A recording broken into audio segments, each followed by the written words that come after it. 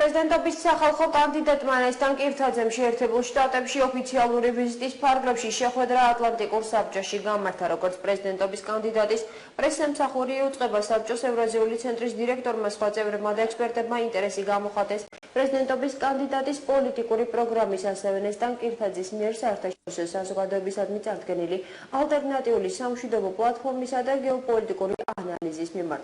შეხვედრაზე ასევე თანამშრომლობის გაგრძელებასა და საინტერესო პროექტების განხორციელებაზე შეთანხმდნენ. ერთ-ერთი ყველაზე საინტერესო შეხვედრა პოლიტიკურ შეხვედრებს შორის ვაშინგტონში, ვინაიდან აქ კიდევ უფრო მეტ დეტალებზე იყო საუბარი საქართველოში მიმდინარე პოლიტიკურ პროცესებზე, როგორც ახლო მომავალში, ასევე შორეულ მომავალში. ჩვენ დავსახეთ ურთიერთთანამშრომლობის გეგმები, ჩამოვლენ ჩვენთან საქართველოში, დააკვირდებიან ყველა პროცესს, რომელიც ჩვენს ქვეყანაში მიმდინარეობს.